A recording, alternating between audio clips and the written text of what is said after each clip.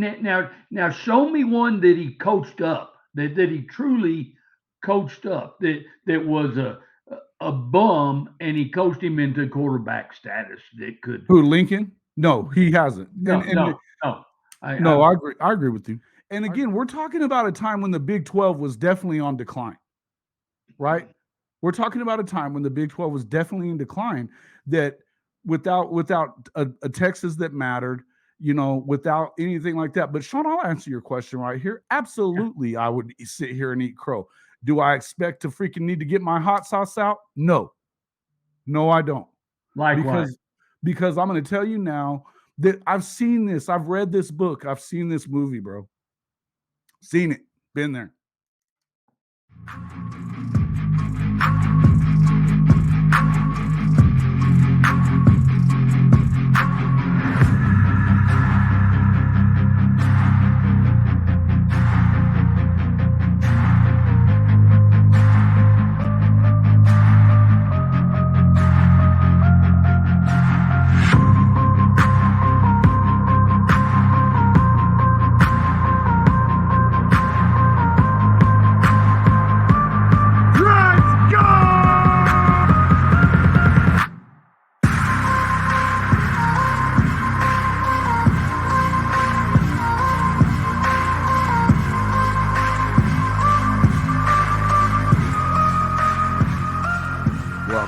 To the Hall of Fame College Football Podcast.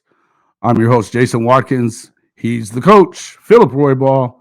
And if you love college football, you know you're in the right place. So before you forget, smash that red subscriber button, like our videos, and don't forget to ring the bell so you don't miss one moment of the Hall of Fame College Football Podcast. Welcome back to the show, Coach Roybal. How are we tonight? Great to be back, man. Great to be back. I've been a little under the weather, but tomorrow's a different day. Tomorrow's another day. Hey, man, I hope you're feeling better tonight. We got some feel good stuff to talk about this evening. Anyway, we get to bust some chops. It's going to be a lot of fun. What happened? Oh, PG trying to get over the Peyton Pierce thing. Who cares? It's freaking recruiting. This is how it goes. This is how it goes. Sheesh. But if we're going to worry about anything, I think we ought to worry about USC. I mean, damn, their offense is so bad that they had to hire in another offensive assistant. None other than the man himself, Cliff Kingsbury, is going to be an analyst and quarterback coach for Lincoln Riley's USC Trojans. Coach, how do you think about that? Well, I tell you, it's some of the same stuff we've talked about in the past, and obviously he's an air raid guy. He sucks as a head coach. We all know that. He hasn't been able to win anywhere he's been. Everybody talks about Cliff as the quarterback whisperer, which I'm not sold on at this point, and I'm probably in that 1%. But again, 1%. I got to tell you, Coach, if we got 50, we got 100% in here because he had Baker Mayfield, thank you, Patrick Mahomes, thank you, and Kyler Murray. Yeah. Yeah. And he didn't win shit. He had a plethora of quarterbacks, and again, it's not like those quarterbacks went to him and they were terrible. And we continue, and it's the media that sells this story of Kingsbury is the quarterback whisperer. He creates great quarterbacks and sends them to the league. Well, let's talk about why he's gone from Arizona. It's because Kyler Murray was tired of his crap, and he didn't whisper him too well. So, but the last thing that I saw Kyler saying to him was to settle the hell down as he was coming off the field during the game, because he was barking at him about something. He's like, "Calm down, damn." Yeah, exactly. But it's, and that I still feel like when you start talking about Cliff on that deal, how do you allow, if you're going to re-sign this guy, The Cardinals I'm talking about here. If you're going to re-sign this guy and you're going to put that kind of crap in his contract, whether or not he was studying or not, that's neither here nor there. That's an inside thing that you need to take care of. As you know, you don't stick that in a contract that's going to be open to everybody to look at and everything else and make your quarterback look bad, and then pay him $230 million. Exactly. What are you doing? You know what I mean? That don't even make any sense. So Nope. anyway, yeah, it's and here's the deal with it when it comes to this. This is just, I mean, guys, you guys have been watching my videos for the last few days. I had no idea this was coming. And, you know, obviously we got into Ty and I got into talking about, you know, it needing to break at Oklahoma before it could get better. We've talked about that on this show more times than not. And I mean, and that's how I feel. But the thing is that it still hasn't broken as far as what Lincoln Riley's concerned. And to me, guys, you can run up and get the freaking Heisman all the time. I mean, you can run up your score and average 40 a game, and you're still not getting where you need to be, unless it's okay with you winning conference championships and not really being a threat in the freaking playoff. Yeah. And the good news for a Sooner fan is that we now see it. And we may have a guest on here in a few minutes that he's going to try to defend this away. And we'll be nice enough to him. We'll let him say what he wants to say. But I got to tell you, I mean, to me, I don't understand any way, shape, or form how you cannot see it at this point. We have a sample size that's way big enough to know that it doesn't work. It doesn't work. Well, the Riley Kingsbury connection, he's basically pulling his buddy out of the doldrums and moving him into a position that it's going to allow him a chance to come back later and get, maybe a better job. But those of us that have watched the Kingsbury era of football know he's not a head coach. Yeah, I agree with that. I agree. I think he's the worst head coach in America, period. But this is a buddy deal, and sure it is. Sure it is. That's all it is. And I don't necessarily blame him for that, But the thing is like if you're gonna so what does it cost you to get a guy like that people are calling a guru, right? Yeah. What does it cost you to get a guy like that? So I know that they brought in another analyst, what's his name, on the defensive side. But I gotta tell you, he literally thought about freaking replacing Alex Grinch that long and said, nope, we're not going to do it. Yeah. Now, when we look at this schedule, which I can pull up here in just a second, and that's the one thing that, my guy that's coming on is, he was wanting to talk about, but dude, the back half of or actually the last 2/3 of this schedule looks like 8-4 to me. It turns this season for USC into 8-4, which what kind of damn momentum are you going into the Big Ten with? If you're 8-4, you're going to have a new quarterback your first year in the Big Ten because Caleb Williams is going to be gone after this year, no matter what. He's the number one pick. You got to go. Yeah. Yeah. And yeah, dude. Yeah, you're right. 100%, Hank. And Jimmy, James, you guys, I'm telling you, I believe what you're saying. The more I had this up on the screen for a reason. Prediction of him jumping to the NFL. Look, I wouldn't be surprised at that. And I could see Kingsbury possibly taking that over, but I don't know that USC is that stupid. They're a little smarter than that, guys.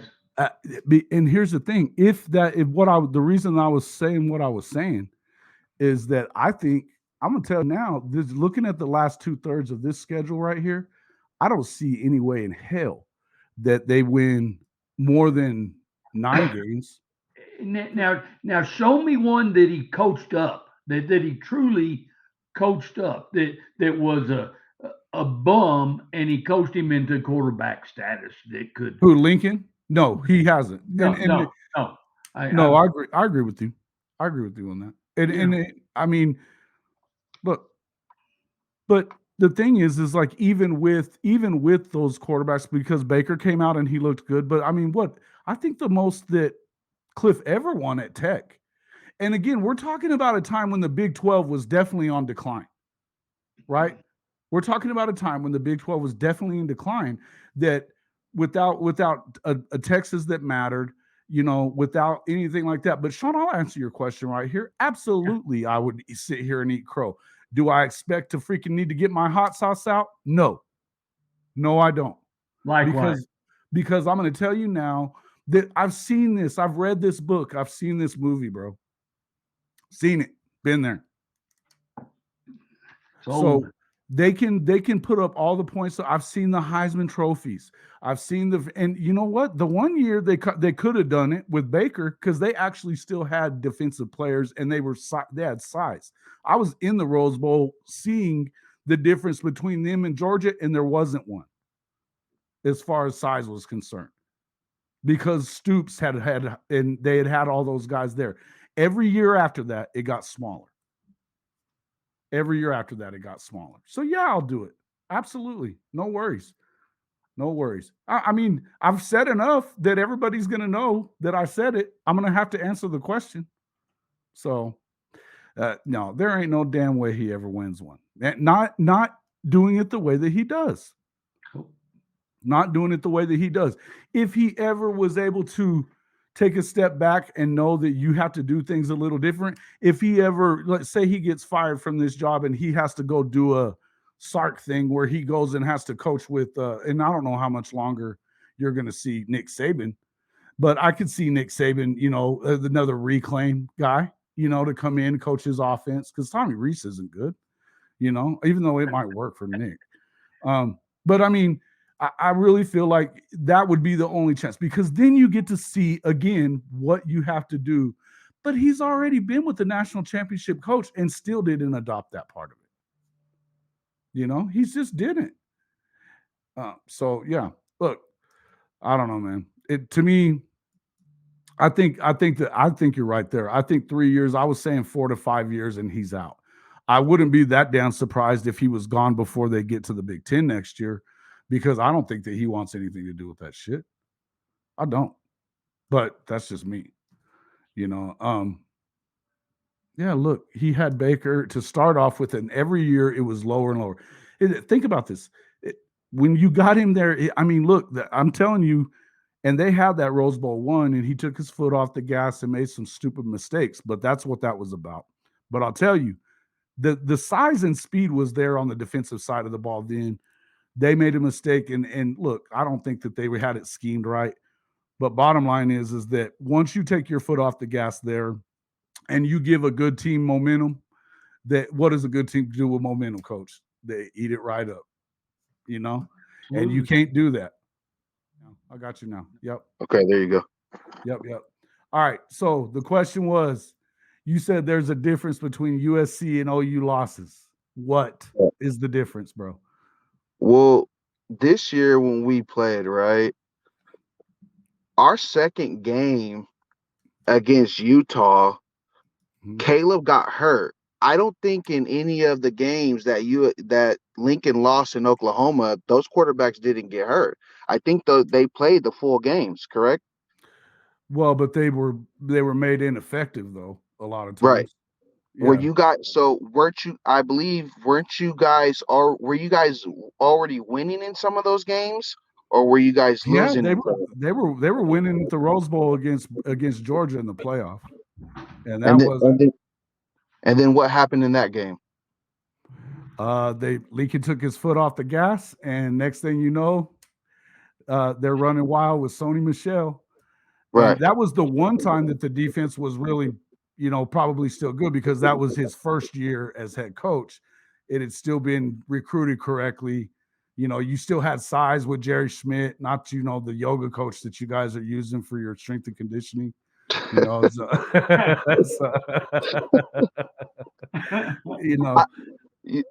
think with that Tulane loss, because that was a hard loss, I did not agree. I don't know why you do a zone read in the end zone. Mm-hmm. I don't think we let our foot off the gas.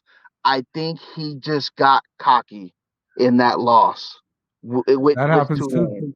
Yeah, that happens too.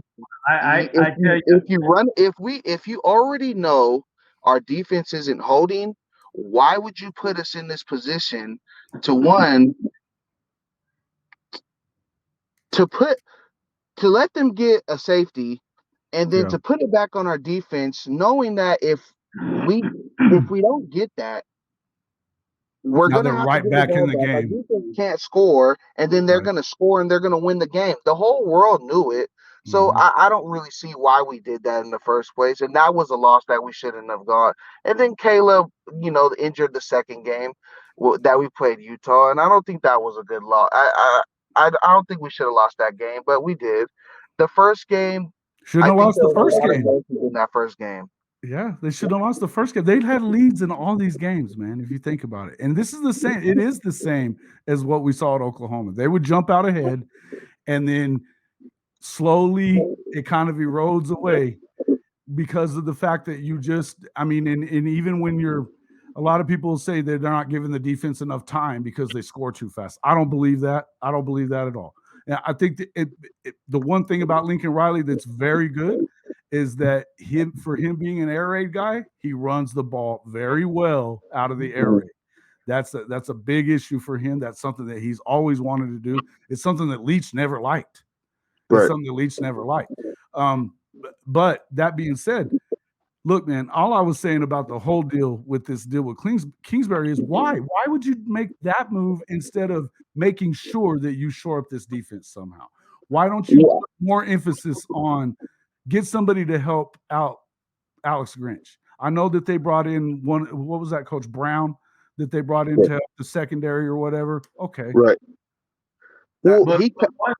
Brown, he definitely comes with a lot of NFL experience, and I think Coach Kingsbury, with how he went into the NFL, got his feet wet.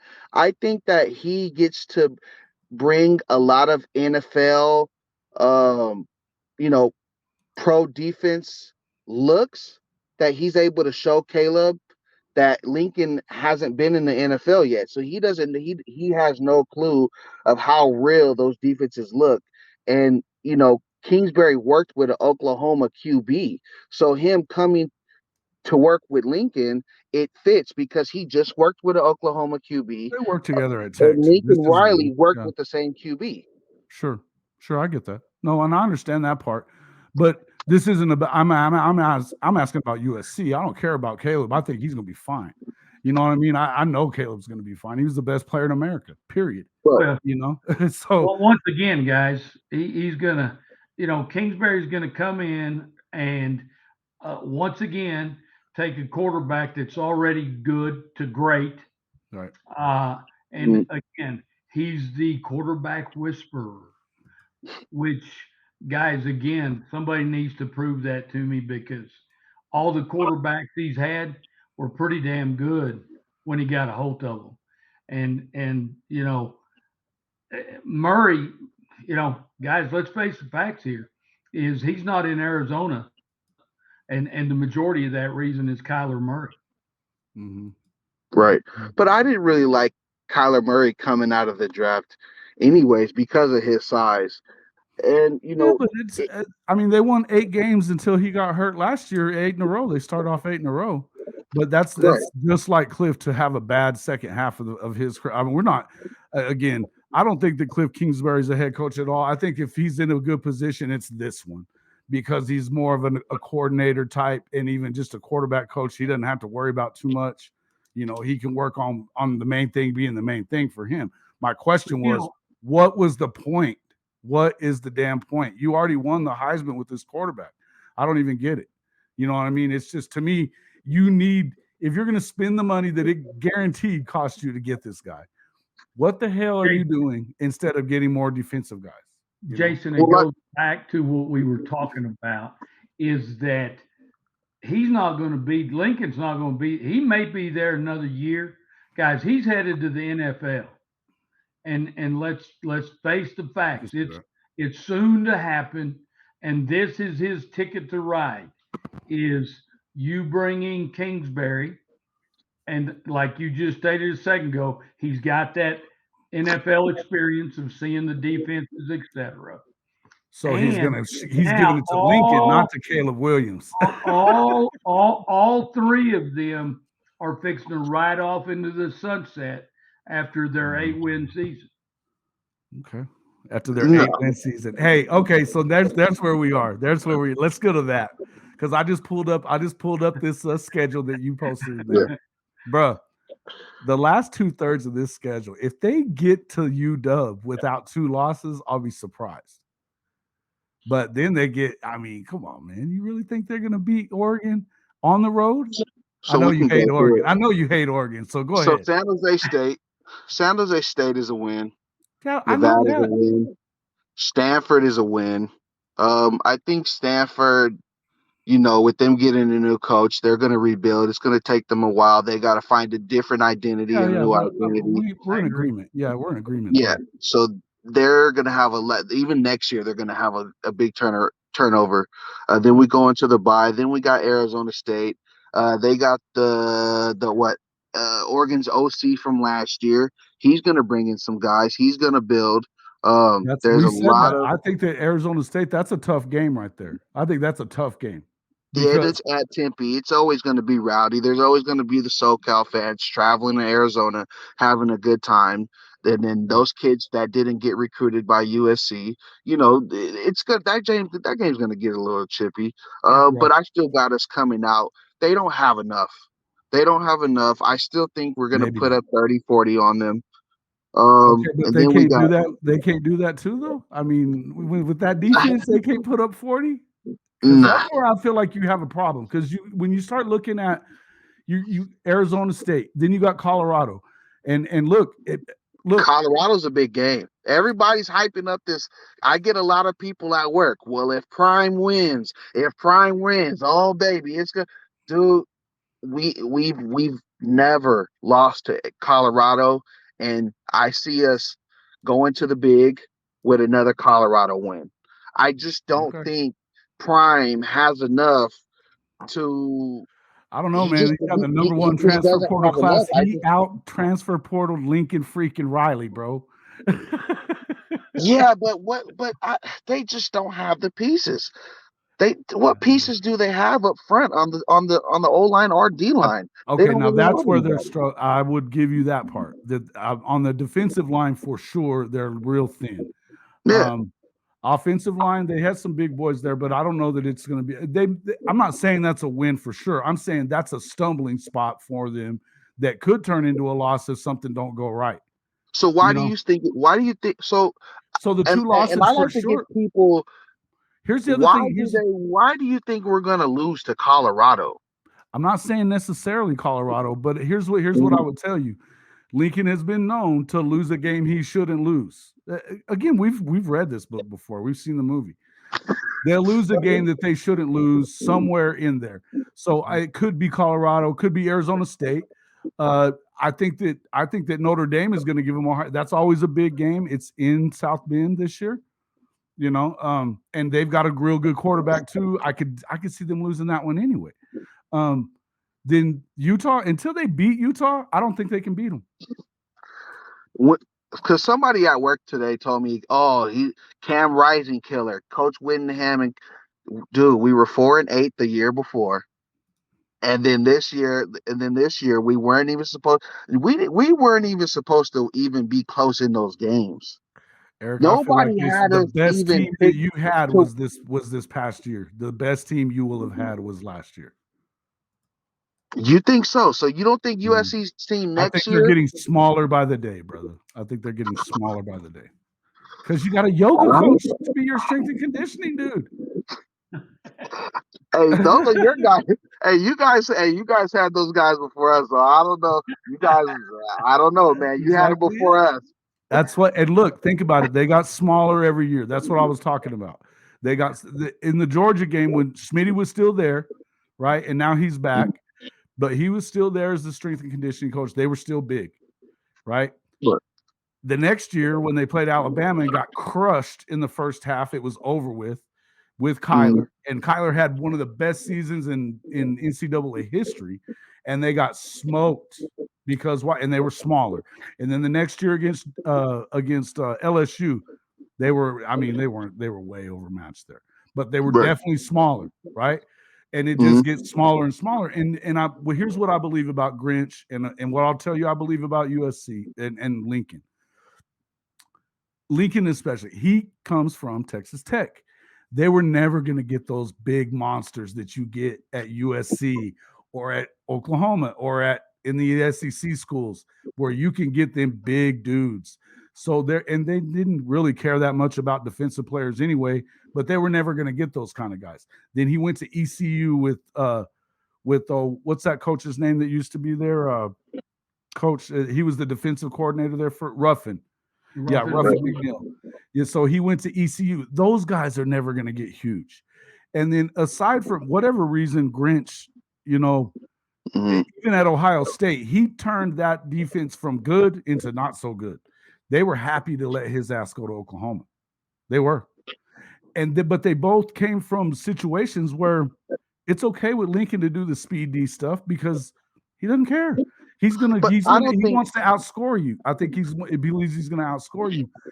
And no matter what lip service he gives out there, I just don't see him really ever really concerned. I mean, the proof is in the pudding. He just hired Cliff Kingsbury instead of another defensive coach. Well, we got Coach Brown, and I think he I'll give comes you with that. a lot of NFL experience. So Okay. this season is a wait and see because nobody expected what we did last year. And then, okay, so we I turn would the have roster over expected that. again. We get more players. Yeah, we didn't get a lot of defensive players, but also we missed out on a lot of defensive players too because one, some schools, I guess, supposedly paid more.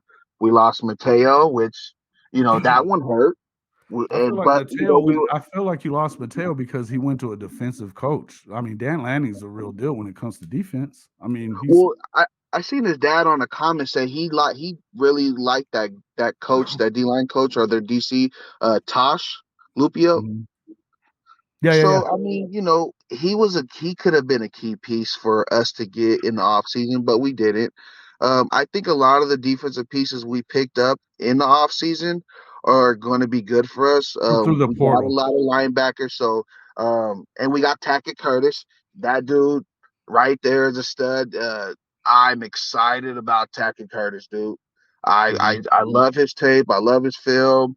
I love everything about the kid. The kid is just an energizer bunny. He's a difference maker. I watched some of his high school film. Uh, that kid can straight ball, and I think he's going to be a difference for us this year. But Zion Branch was hurt last year, so I think he's going to make an impact.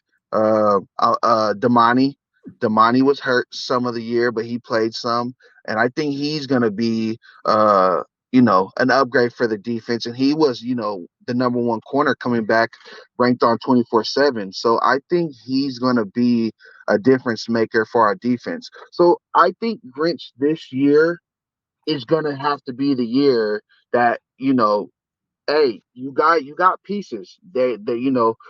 We turned over the roster last year.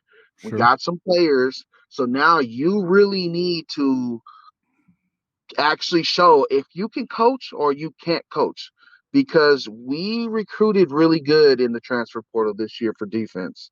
Got a I lot think of that they did a good linebackers. job in the portal. I think that they did with going and getting Mason. I think that was a big pickup there. Uh, Right. I think that Mason was a big pickup there. That was yeah. But here's the deal. Why? But and this is something that Matt asked. Why did they lose those? Why do you think they lost those guys to the regular recruiting? Why? It's the same reason they weren't getting them at Oklahoma. Is what he's getting at. The Right. same reason, you know. Yeah. But I think it's a lack of maybe communication, or maybe Grinch just doesn't know how to communicate with the young guys because we had some in our 2024 class committed and they all decommitted, and then they all went to other schools. So, and I'm looking at 1-3 to see who we're predicted to get, and a lot of our recruits right now, they're leaning towards Oregon. They have a lot of Oregon has a lot of predictions for their commits coming out in 2024. Yeah, they do. Yeah, they do because Lanning is a proven defensive coach. You know, I Right. mean, he's got national championship chops. He's coached with Saban and Kirby. Right. Yeah, and I hate to tell you, that's why I was saying I hate to tell you, man, but I feel like this is going to be a recurring theme with as long as Lincoln is there, and that's what I've been saying. And you know, I get skewered for it, and that's fine. I'm good with that because I can handle it. But I'm just saying, we've all seen this story before. That's why I was like, 11-1, bro, 11-1. Well, and guys, that's the theme, and it is yet to be broken. That is the theme of all the air raid coaches. All of them. And we can go down the line and talk about every one of them. If USC is good on defense this year, it's going to break the mold because the air raid coaches don't give a damn about defense. And at the end of the day, it's not important in recruiting. It's not important in hiring coaches. Their thing is we're going to outscore you from the get-go. Right. So if the same thing reoccurred, I can tell you this: LA's no joke. I'll give you that part. If Grinch does not put it together this year. Oh, I know that USC's ready to win. They're sick and tired of losing stuff. Yeah, I agree with that. But Riley's not coming back. You're gonna be starting all over. Somebody's not coming back for sure if they don't win. If they don't win right here, right? You know what? You got the Heisman. You got an incumbent. I don't think that's true, but right. I can see that them hiring Kingsbury I can see where somebody can think that them hiring Kingsbury, that could be, a replacement if Riley leaves next year. I can see that being true. I don't think it's true. I don't believe it's true, but I can see it being true. I can also see if Jim Leonard is available next year and Grinch is gone, I think we can get Jim Leonard next year. And that's who I hope if this does happen again. And Eric, I hope and pray every day from here on out that Kingsbury, the new head coach at USC. Have you seen his head coaching record? Yeah. And have you also heard the statements that he made that the reason he didn't win well in college football is because he really didn't like to recruit? And so, yes, please. He just screwed himself out of that job right there. Please, Coach Kingsbury for USC head coach. Yeah, listen, you don't. As a Notre Dame fan, you know that's why he's just said that. He's wearing the stuff. But again, we're not talking guys, about the Notre Dame saying, game, look at his record. Look at his head coaching record.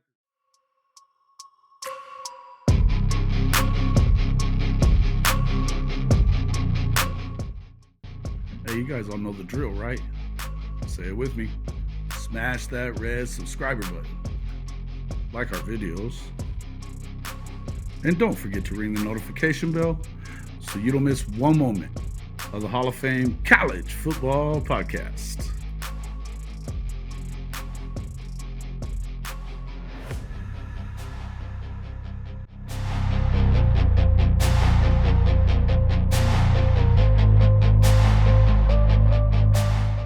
Hey, we even have amazing pod merchandise right here in our store.